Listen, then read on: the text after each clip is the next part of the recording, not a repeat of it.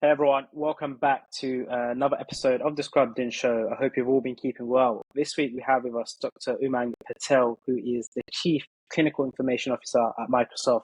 He was one of the early employees at Babylon, clinical director, and has worked in both industry, commercial, public sectors, Aviva, and is a pediatrician by background. You have a wealth of experience, a diverse career. So we can't wait to get stuck in, but an absolute pleasure having you on the show today, man. How are you? Good, thank you. Yeah, thanks for inviting me. In the middle of packing up, so Yeah, if people so are watching, you can see boxes behind me, but mate, pleased to be. thank you for clarifying that. They're probably kind of wondering. Before we get into kind of Microsoft, Babylon, all the things you're doing now, we kind of want to take it all the way back and talk about your motivations to study medicine and become a doctor. Great. Yeah, I haven't been back there for a long time. No, thanks for asking. Yeah, I'm a second generation Asian. I grew up above a corner shop. I remember vividly, my dad saying, you either become a doctor, a lawyer, or you take over the shop. The choice is yours. He didn't actually say that. But, there was always that, if you could do it, wouldn't it be great if you could go off and do medicine? And I'm sure you guys have lived similar experiences. Yeah. I remember really vividly being a child, and our GP was amazing, right? He was Dr. Singh. He's still our family GP, a good family friend, and a real pillar of our community. And I thought, if I'm able to do that, then that would be amazing. And that was the career path I went off on. My uncle's a cardiologist in America, and I remember we went to see him once, and he took me into the hospital and was like, this is what I do. And I just found it captivating. So I thought, if I could be a doctor, then that's what I would want to go off and do. And throughout my career, sort of from then on, it's just been, what, I really like people. It's like I say, if you grew up above a corner shop, being something in the community where people come and ask you questions is another big factor in it. Even though, regardless of what would happen, right? Like, people would come in and they'd ask my dad a medical question, and I'd be stood there and I'd have graduated by this point, and my dad would still answer. And I'd be like, but, and they'd still believe my dad would be, and I'd like, maybe that was the way to go. But I think that's how it all started. The specialty of choice. How did you end up becoming a pediatrician? Was it someone you met? Kind of a placement, foundation training? Yeah, well, like I said, I started wanting to be a GP, right? So I went to Southampton Medical School, mainly because I thought, like, Dr. Singh was amazing, and I thought, that's a great job. I'd like to go into general practice. When I was doing my training and going from placement to placement, I truthfully never met a GP that enjoyed their job. Right? Like, I never met anybody that was like, oh my God, this is the best job. Everyone was like, this is tough. It's a zero-sum game. And I was like, well, this is a bit depressing. It's really hard to get energy from what was going on then. And it may have just been the placements I was on, and so on and so forth. That was entirely different when I ended up doing pediatrics. There was just a lot of energy. People really enjoyed being there. You could play Xbox. You could have water fights. The staff were more engaged, and it just felt like a more fun place to be. So I thought, well, why not do that? Had some great tutors along the way that encouraged that decision, and went into pediatrics pretty early on and haven't looked back. Amazing. So how long were you practicing as a pediatrician, and then when does things come to get to crossroads, to pivot? Because I know you did the Leadership Academy as well. Yeah. Oh, you're really taking me back. So I can't remember the years, but so I graduated, went straight into pediatrics pretty much. I did one house year where I did pediatrics as one of my placements, so medicine, surgery, pediatrics. Really enjoyed pediatrics, knew that was for me, and went straight into a SHO job in pediatrics. From there, got a training number and was working my way through training. I graduated from Southampton, like I said, did my house job in Poole, then went to London. My wife is now a TV producer, was getting into TV when we weren't married then, but as we were starting to live together, we're like, well, maybe London's the place to be. So as I went into training, I moved from Poole, where I did the first job, up to Reading and Oxford, and then into Imperial and St Mary's. And whilst I was there, I just met some really inspirational paediatricians, like Bob Claver, people may well have heard of. He's had a great career. He was my reg, and so again, Mando, Ian. There were some really amazing people there that just said, what are you doing? What would you like to do? And I won't name the clinical tutor in case I embarrass her, but I remember she was my supervisor, and one day she came in and we were having our one-to-one, and she looked really upset. She said, and I said, what's wrong? And she said, well, I've just asked for this bit of kit, but the trust have said no. They've given it to the orthopedic surgeons. it seems to me that they're so much better at writing business cases. They seem to get what they want, and we really struggle to get what we want. And I remember she felt she was letting the department down. And she was like world class at what she did, right? A real world specialist in her subspecialty. And I was there as, I don't know how old I was, 25 or whatever it was, thinking, well, maybe I need to get those skills. Like, maybe we don't have those. Like, we've got people that know loads about infectious diseases or hematology or, the nuances of medicine deeply. But what about getting the department the stuff that they need? And if that's a gap, maybe I can fill it. And then people like Bob and Co encouraged that, which then led me to the leadership fellowship and taking this different career path. So yeah, I can't remember the exact years now, but I was somewhere close to the end of my SHO training when I decided to switch. And then by part of that, I took a year out to try and work out what I wanted to do. During that year, I sort of ended up locuming as a registrar, which then took me into the, I guess the equivalent of SD 4, 5, 6 stages. And that's where I got to. So at this stage of the journey, you're kind of doing a lot of leadership stuff. You're doing things outside of clinical medicine per se. What kind of kept you around to explore that avenue a bit further rather than go back into being a full-time pediatrician? Great question. I always thought, and I probably still do, that I'll go back into being a full-time pediatrician. I think you get huge imposter syndrome when you leave the thing that you're planning on doing and then end up somewhere different. So I'd do this, I'd try it. My wife was like, I don't think you'd love pediatrics. You'll come back to it. Just keep it there. So as I was doing the leadership fellowship, I always had this idea that I'd come back in and become medical director of a trust, or carry on my career and do that. Again, there's a great mentor called Peter Reynolds when I was at Ashford and St Peters. He's still a friend now, and I saw him the other day, and we often talk about how if you're going to do it, you have to sort of commit to this idea. So I committed to doing leadership, committed to thinking I'll do that within the NHS more than anywhere else. But I couldn't work out how stuff worked. So I couldn't understand how money flowed. Nobody could quite explain it to me. And I thought if I got some experience in industry, then that would be really useful and give me a different angle on the problems that we were facing. So whilst I was doing that, I went to, where better to learn how to use Excel than, how money flows and go to an insurance company. So I went to Aviva. When I was there, I was like, well, I'll do this job for a bit and then I'll get some experience and then, come back into medicine, like you said. And my wife was like, why do you have to do it full time? Why can't you just see if you can keep a bit of time a week or one day a week doing pediatrics? And I said, well, you can't do that. No one says you can, I'm sure they'll say no. And she said, just ask. And I remember I went to my boss at Aviva. It's a great guy called Doug. And I said, Doug, can I do a day a week clinical? And he said, I don't care. He said, if you don't get your job done, I'll fire you. If you finish it in the time you've got, then he's had quite a dry sense of humour. That wasn't as mean as it sounds. And I thought, well, fair enough, right? Then the challenge is on me. Can I fit it in? Can I get all the stuff done? Can I keep a day a week? And turned out I could. Went to Frimley and I was locuming there for a bit. I was a medical student there. I knew some of the team, and there's a great grandee of paediatrics called Peter Maltby. And I said, well, this is what I want to do. And she said, well, let's just do it then. I'll tell you what, I'll let you come in on a Friday. And that's what I do. That was, I think, 10 years ago or so now. And since then, I've been doing every Friday at Frimley and love it. And the rest of the week in various different roles. Umang, I've got an interesting question for you. So a lot of our listeners will be thinking, right, doctors, usually they're in the clinical space. And now we've learned that they're also in startup land. They're also in some digital health companies that are giving advice, right? We hear Aviva, and most doctors would go, how does a doctor fit into Aviva? Isn't that just for corporate guys from McKinsey and so, where they just decide the flow?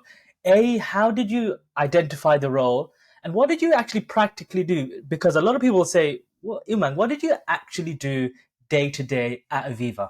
Great. So I'm laughing a bit because if you ask my boss at Aviva, Doug, who I mentioned earlier, he'll say you made 4 PowerPoint slides and that was it. But so how did it? So originally, I was on this ward to board program, as it were, with the Leadership Academy, and I met a load of chief execs that said, "Look, Umang, we love your enthusiasm, but money's our burning platform." And I thought, well, I need to understand money better. So I was thinking, where can I go and do that? Somebody mentioned insurance as a possibility and said there are a few jobs. There's always a job at Bupa, it seemed. There's always a job somewhere else that may have a clinical component to it. And then somebody pointed me in the direction of the Aviva advert for a clinical transformation lead. And I looked at the advert and I thought, I don't really know what that is. I don't have an MBA. I don't really think I'm qualified to do this. And this would be my advice to anybody listening.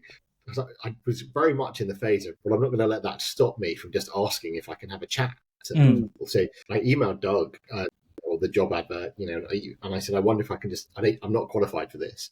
In fact, I'll have to dig out the email. I'm sure I said, I'm not qualified for this. I just want to know what I would need to do in order to be qualified for this. And that led to a conversation, which then led to him going, well, do you know what? Why not just apply for the role? And let's take it from there. I remember I applied for the job, and then it was a really interesting process. So I applied thinking I've got no hope of getting this job at all. And I had to massively prep. It felt like cramming so much stuff in order to try and feel like I was confident just in my ability to answer some questions for an industry that I didn't have any experience in, and was successful. And when I talked to them about it afterwards, a lot of it was, well, that's what we were looking for, right? So one of the things we were looking for was somebody to bring a different view to our work. So we're full of management consultants that can tell us what we're doing and how we might do it differently. But that gig was around, how do you try to understand how we can pull different levers in healthcare? It's relatively simple. Insurance isn't rocket they'll shoot me for saying, but fundamentally it's about making a proposition that spreads your risk, so more people want to buy it or want to join your book, and you've got to lower claim costs. If you can do one of those two, amazing. If you can do both of them, great. And so my job was looking at, well, what can we do around different pathways? We were doing things like, rather than having to go to your GP to see a physio, can't you just go directly into the physio? Why do you keep on having to go through one pathway in order to get to another one? Why can't we make them direct? How can we streamline services? I remember one of my favourite things we did was a one-stop shop breast clinic. So if a woman woke up with a lump, rather than having to go to 3 different appointments, why not just go into a single one? Everybody wins. It was cheaper for us as insurers, but actually that was irrelevant. It was much better for the person that woke up in the morning and got an answer within a few days, whether or not they had cancer. That sort of stuff was the role. And I really enjoyed it. I did it for 2 years and learned a huge amount. Thank you for sharing that. I don't think many people kind of look into kind of medical insurance as an alternative career path or something they can kind of dabble in. Tell us a bit more about kind of the next, I would call it a chunk of your journey, where kind of joined Babylon, I think initially as strategy, and kind of worked your way up as director. How did the opportunity arise? And what was your role in there, and what did you actually do? Yeah, so I was at Aviva for about 6 months in, and then I met Ali Parsa's, who was the founder of Babylon, who is the founder of Babylon. I met his wife, and she did not declare, her name's Myri, she did not declare that she knew Ali. And we were talking about something entirely different. So she was doing a health accelerator, and she wondered if Aviva might want to be a sponsor or a member of that accelerator program. And I remember vividly, we're in the King's Fund, and we were just having coffee, and we met through a mutual connection. And she said, tell me your story. And I said, I'm this, I'm a paediatrician, I maybe want to be a chief exec of a hospital, I really want to make a difference, I'm trying to understand how money flows, hence I'm at Aviva. And she said, oh, interesting. Have you heard of this guy called Ali Parsa? And he had just done Circle at the time. And I said, oh, yes. Circle had done da-da-da. She went, oh, good. And then she said, oh, what do you think of him? And I remember vividly going, well, I don't understand why investment bankers get to run hospital chains. Oh, my God. And she laughed and went, oh, you'll have to ask him, and then left. And I thought I didn't think anything of it. And then the next day, Ali phoned up and was like, I hear you've got a question for me. And I was like, it took me a while to work out who was like, oh, yes. And so, well, let's meet for coffee. Let's have a chat. We set to meet for a coffee. I think we ended up chatting for a good few hours. And he was like, look, this is how I see the world. I think we need to implement, rather than talking about technology in healthcare, let's get on and do it. I'm creating this company called Babylon. When you're done with insurance, then, come and join us. And that was it, really. So then I joined Babylon a little bit later, which was a great experience. There were about 10 of us when I joined, and we built the company up to its IPO and had a great time doing that. Amazing. The question I want to ask you, and you're probably in a good position, is how was the startup when you joined? A very small, tight-knit team. I imagine kind of you're seeing Ali conversations. And then how was it by the time you left? And did you enjoy any less? Because I know a lot of people love kind of the startup hustle, and then it gets bigger, corporate, and they're not a big fan. Tell us about that transition in the company and within you as an individual. I loved it. Absolutely loved. So absolutely loved being at a startup. It's a great book called Masters of Scale, and it describes what happens every time you double the team, and like the brilliant stories about we went from 10 people to about 3,500 in the time that I was there. Crazy. And every time we doubled the team, we had to find these new things. Like, when there's 10 of you, you go out for lunch when it's someone's birthday and you have a massive cake. When there's like 3,000, you can't take a day, you can't take the time off to go for birthdays or spend so much money on cakes, as a silly example. By way of story, culturally, I remember there was a real difference when we shifted from being too big to fit on one floor. So when we were all on one floor of the building, it was like different. And then, whatever, over the weekend, we split to take over the floor upstairs. And then we moved to 2 floors, and then suddenly it became a little bit like 2-tier. Yeah. It was sort of funny with some of us at the top doing strategy type bits or trying to do the propositional bits. And then some of the coders downstairs being like the modern day factory workers. It felt a little bit odd. But I remember that feeling being really interesting to be part of. It was a load of fun doing startup. I'd highly recommend it. I mean, it is your family, your heart and soul goes into it. You dream about becoming bigger. We grew it as fast as we could. Now, ironically, I'm at one of the world's biggest companies. We can talk about that as well. In the actually culturally, they do a really good job at Microsoft, and I've been super impressed. But I was really intrigued about what it would feel like when we spent so long dreaming about being one of the big guys, and then you go to one of the big guys to see how they do it. There's definitely parallels as well as differences. Absolutely. Things you've got to decide if you're thinking about where you join is where you get that energy. Okay. So I would have said originally, I'm very much on the startup side. It's a lot more fun there. And there's fewer management consultants that demand spreadsheets and PowerPoint presentations. Having said that, now that I'm a much bigger organization and as we grew, and I think it's something that clinicians are pretty adept at doing, like you do adapt and you can adapt, because it's not like we ever said we're going to be a founder or we're going to be a thing. We always said like we had an idea in our minds, or at least I did, of I was going to be this thing, and now I'm not that thing, we're a different thing. So I found that quite a good way of being able to then adapt as we got bigger. But it definitely changes, that's for sure. Absolutely. Umang, I want to talk a little bit about the scene, the landscape of digital health, and what you did at first with Babylon, right? Whenever I think or ask anyone about sort of virtual consults, seeing a doctor online, often Babylon comes to mind. What did you guys do when you first came onto the landscape for digital health as a whole? What would you say Babylon's great effect was when it first burst onto the scene? I think, I love reminiscing about this. I think, I'm really proud of what we achieved. And I think the 2 things that spring to mind were we were super positive and we built on our momentum. So like we had this, I don't know if anyone's listened to podcasts with Brian Chesky from Airbnb. Yeah. He talks about this, like, what's a 7-star experience?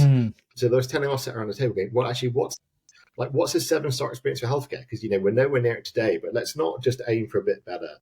What is amazing? What is like 3 clicks to be able to get an appointment? What is being able to have all of that stuff at your fingertips? And being able to be that positive about healthcare versus thinking, oh no, that's never going to happen, or actually, you can't do this, that, or the other, was, I think, one of our defining assets. Driven by us culturally and others. Would just let's just try and do it. Let's not limit ourselves to thinking what can we do only if we get the authority to do it, or with all of the constraints that healthcare has.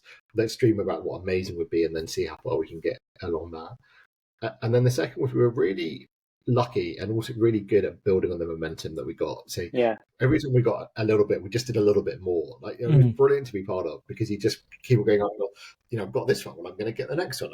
I've just we've got this big, let's see if we can get that much bigger. I've done this in the corporate space, can we move a little bit on? We've our excitement, most exciting story around that is Rwanda, right? Like what startup decides to go from the UK as a starter country to then Rwanda? That's entirely mad. And I remember vividly Ali coming into the office and being like, we're going to Rwanda. And we were all sat there going like, what are you on? Like, why would you do that? And he said, well, I've just been talking to the health minister in Rwanda, and he was saying to me that they've got more mobile phones in Rwanda than toothbrushes. Oh, wow. Like, that's the place we should go, right? Like, if we're putting on a mobile phone, we should be in Rwanda. And he said, if we're able to prove that we can do it in one of the world's most developed healthcare economies, the UK, and one of the most developing, i.e. Rwanda, then everything in between will be easy. And we went to Rwanda. It was a great story. I think everybody that's worked at the company is really proud of the achievement there. Well, that kind of brings us to the next question. I feel like Babylon kind of paved the way for digital health. Now that you're at Microsoft, how do you stay on top of all the new digital health that's coming out? How do you keep your fingers on the pulse? Because I know a lot of exciting things are happening. Yeah, well, it's got a lot easier. Like you guys exist, people do podcasts. Like, it's amazing the community that's sprung up around it. Like, I keep on feeling really old because people are like, oh, you're like one of the people that originally did it. And I'm like, I'm not a granddad yet. Right? Like, this idea that, but I love the fact that there's a load of people are sharing. Somebody was like, do you spend all of your life on LinkedIn? I was like, actually, probably, right? That's people are sharing their stories or trying to understand what's going on, and it's got a lot easier to be able to see what's happening. I also think that people are much better, and by this I mean frontline workers and clinicians and people that are working in healthcare, at declaring their interest. So I love now is people being, I think this is going to work, or I don't think it's going to work. And again, going back to what we've done as Babylon and other companies that have forged that, especially in the UK, given the context we are in, where people now have stopped having that conversation of, no, I'm just going to say no. I mean, a big part of that was the pandemic, of course, where we had to shift into it. But now people are so much more open to being able to think about what we could use and how it may help healthcare, that the conversations are a lot richer. Before you're like, oh, it's going to be the fifth conversation before anybody's going to even accept that this might be a good idea. Because now people have really done that thinking ahead of time, and the conversations just start on the right foot. Tell us a little bit about how does exactly big tech, Microsoft, right? When you think of Microsoft, you don't really think, well, most people don't think healthcare, right? What's the role that Microsoft is playing? What role are you playing?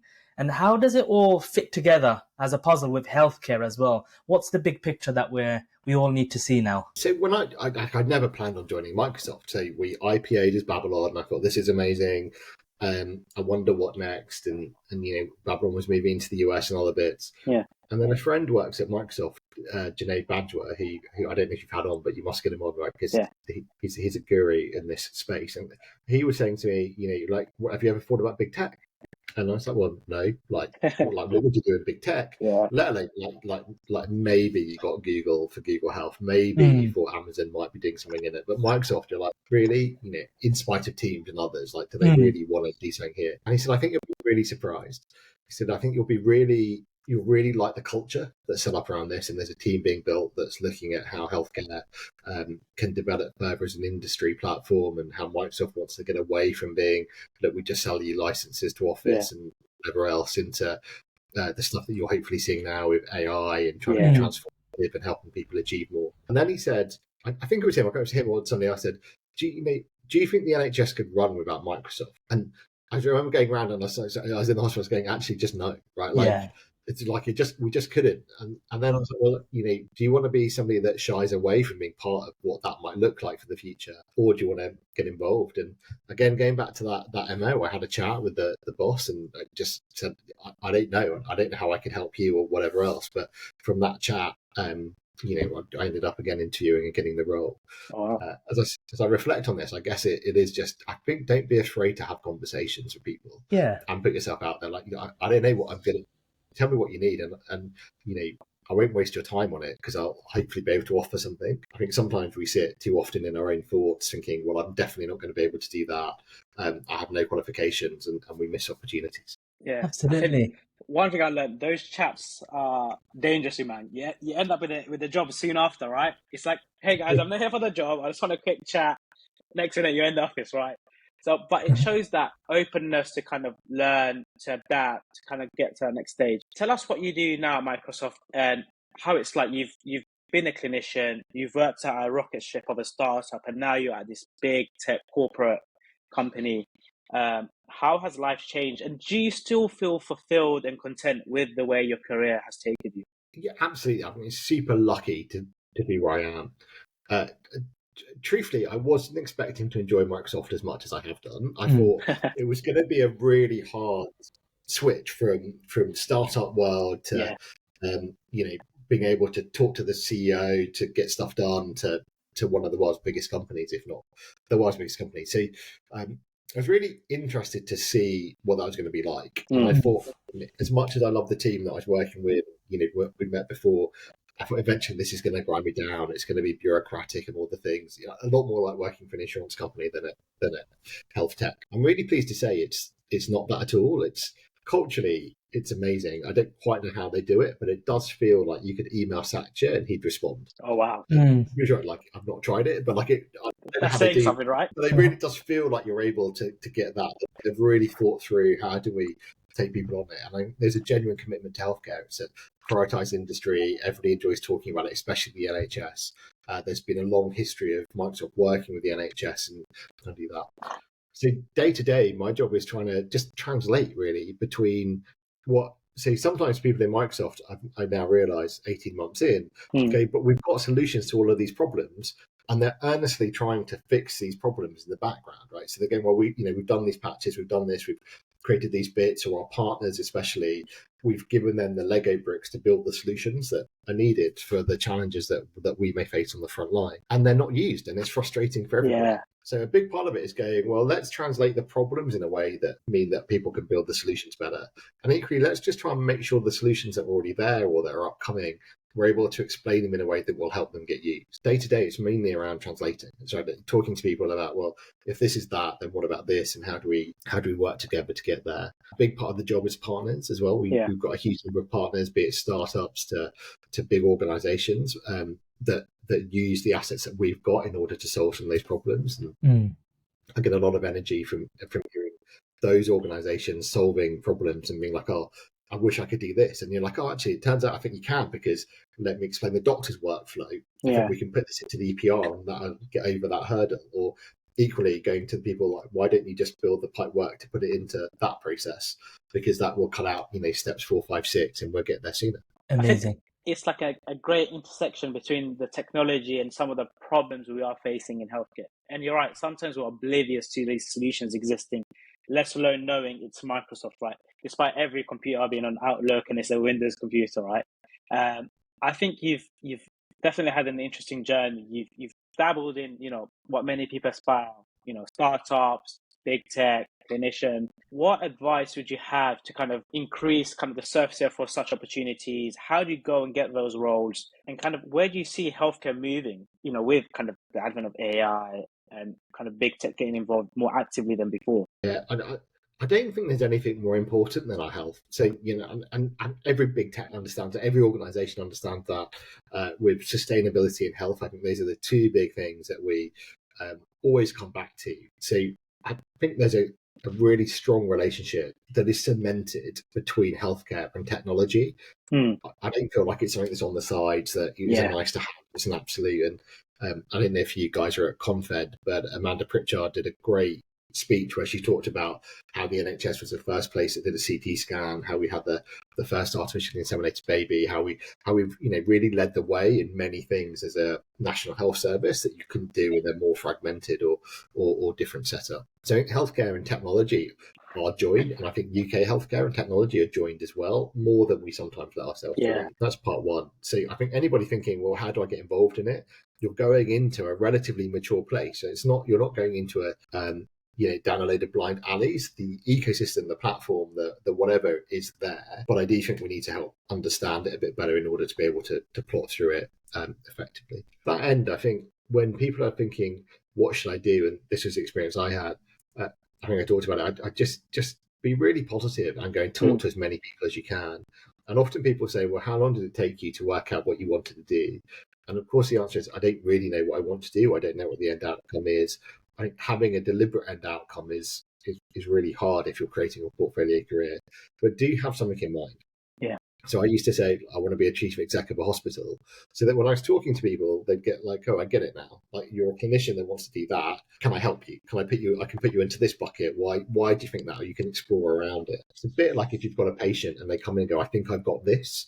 That's actually quite helpful. Versus someone going, well, I don't know what I've got, and they're just describing the symptoms. If you can say, I think I've got this, at least it gives you a starting point. So that would be my second tip. And then my third tip, I think it took me about 5 years when I look back on it, which was entirely accidental. This was not planned, of just talking to people, being at King's Fund events, being at networking events, and to just get that network of people around me that then meant somebody said, have you seen that job at Aviva?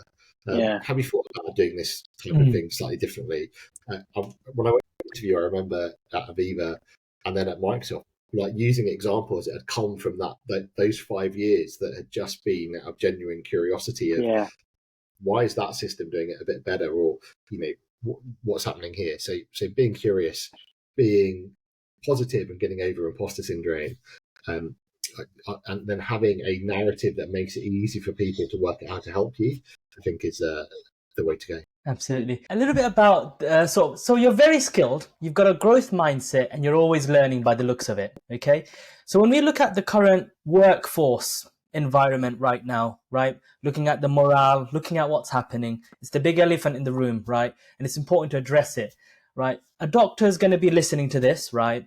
A lot of them are a bit like, I want to learn more. I'm thinking of going elsewhere. I'm thinking of learning new things and exploring different things. How do you go about the acquisition of new skills? How do you actually upskill yourself, right? How did you go about doing that? Number one. And second, after you do that, yes, you go to networking events and you find these job offers and someone refers you, right? But how do you actually get through the processes of it all? So by the looks of it, you've had a few in-depth discussions, and then that's led to a few jobs. But does that work for everyone? How would you say people go about really and truly getting into the space, competing and getting a job? I think it's really easy looking back because you're able to just, pick out the nice bits, and then like all of these things are hard, the other. So like, I think anybody listening, like, it just takes time, and like all things in life, like you hit brick walls, you get it wrong, and so on and so forth. My top tip on that would be, and Ali had this great thing of Babylon. He would always be like, "What is it that you're going to do that's 10x your salary?" It's like, I don't care what you want to earn, right? Like you decide that. But you're like, what is it that you're going to deliver that's 10 times the value of that? Because if you can't answer it, then you're going to be frustrated as much as I'm going to be frustrated, right? So let's try and work out 10x. So that was our exam question, or an interview question. What is it that you're going to do that's 10x what you're able to do? And we were pretty good at not like, I'm a management consultant and therefore I need this, or I've got this skill or that. It's, what are you going to do that's going to bring 10x? Broadly, that meant doing one of three types of roles, and we would say, look, we have three functions, and this stands up to most organizations. The first one is like build, right? So you can build something and then that can be sold, and that's 10 times its value, right? So what is it? Second is sell. So what is it? If somebody's built something, somebody's got to sell it. That's a vertical, or the segment that I fit in, and I'll get to my experiences of that in a minute. And then the third is run. So, it's easy in build. I build something and sell it. I sell it. What 10x is. Run's a little bit harder. It's what can I do to make it 10 times more efficient or mitigate X amount of risk. Yeah. When I had that explained, it was then really clear to me that, well, then you've got to become an expert in that thing. It's a bit like, well, I want to be a specialist. How do I go become a specialist in sell? So in my work, I like talking. I don't mind presenting to stages. I like networking. So I was going to get energy from that, right? Like, I can't code to save my life. Maybe I can write the old protocol and do the governance, but I don't get my energy from that. So, well, how do you go and be good at that? Ali's the best salesman I'd ever met, right? Like, he was so good at explaining what he wanted to do. Yeah. Like, well, I want to go and learn how to do that. Aviva, I went and joined the sales teams when they were out and about, because I found that stuff fascinating, and then started to support them. So my advice would be, work out what it is you want to be versus being reactive to what opportunity comes up. So if there's and I find this too often with clinicians, they end up in the run category, because that's the one people are like, well, I get it, right? You can do that because that's probably what's most akin to what you've been trained to do. The challenge is probably also the most frustrating in your day-to-day life, right? So you're like, well, I'm not enjoying my current job because I've got to run a department, or I've got to do this, or I've got to take the risk for the, whatever protocol we've put in place. And I want something that gives me more energy if I'm building a portfolio career. But it does take time, a bit like if you want to become a specialist, in learning the skills behind those. If I wanted to go into build and go into product, then, you have to do the same. You have to spend time with product teams. You have to get that experience. Finally, on that, I think that having that 10x in mind has also always been really helpful when I thought about the next job. So there are some things, and depending on where you are in life, you might go, well, I'm happy to not take a very big income, but I really want to get that sorted. So, and then again, using that sort of that calculation, maybe I could do that, or maybe if I'm doing something part-time, then I can do that sum not on my total salary. I can do this. Well, what is 1 day a week for me, or what is a couple of days a month? How can I quantify that? But knowing that if I am going to get something for it, I'm going to deliver value back. No, I think Amazing. that's a very good way to see it. And the 10x works because it puts you in a mindset of growth, right? Not in just a Yeah. salary, skill set, roles. I just wish they had like a sorting hat like Harry Potter. So as soon as you graduate, they put it on your head and like, all right, you're going to be a founder, you're going to be an exec, you're going to be into consulting. Yeah, that would be good. The last question to kind of bring it all together. I know at the beginning of your journey, you wanted to be a pediatrician. You then wanted to become the CEO, exec of a hospital. What do you want to become now, right? It might sound like a silly question, but what's the end goal for Umang? Yeah, I don't know the answer. Like I'd say I am a pediatrician, so like that's core to my identity. And there's another. I saw Helen Bevan do this great talk way back when, and her view was like keeping your identity is really hard. So when you want to think about giving up medicine, try and going and telling people at a dinner party that you're a management consultant. And actually, I worked out that I got a real buzz from telling people I did pediatrics. I mean, it's a shortcut for people thinking you're nice and giving you more food or whatever. But like this idea that people would always be more sympathetic. I remember quantifying it. I was like, I think this is worth X amount of salary to me to keep. And therefore worthwhile sticking to. So that was one tip. And so I managed to stick to that. When I was at Babylon, the idea was I wanted to be a founder. I thought being an entrepreneur was a way to do it. That was a super exciting time. When you then realize what it takes to be a founder, like it's suddenly you're like, well, hang on a minute. But so maybe a founder in the future. Like I say, now at Microsoft, I was thinking Microsoft was a journey that was like, wouldn't it be amazing to work at Microsoft and see how they do it? But now that I'm here, I feel, especially with the new stuff coming out around AI and where the world is going, I can see a sort of career in that being developed in the organization. I don't quite have the end goal in mind, but if anyone's got any good ideas, then drop me a note. No, definitely. Thank you for sharing that. But I can always sense kind of the openness and this kind of growth mindset. I can tell you're a very good pediatrician, like very calm, very nice, very happy. But no, thank you, man, for taking the time out to have a chat with us, share your story. There's probably not enough time in the world to kind of dip into all the different bits you've done. But we wish you the best. And I think a lot of people find inspiration and kind of motivation from listening to it, for sure. Thank you so much for having me. It's always great to be able to talk. And if anybody is listening and they want some advice or they want to reach out, then do look me up on LinkedIn, right? Like I'd love to share what I know. No, for sure. We'll leave the link below. Thank you once again.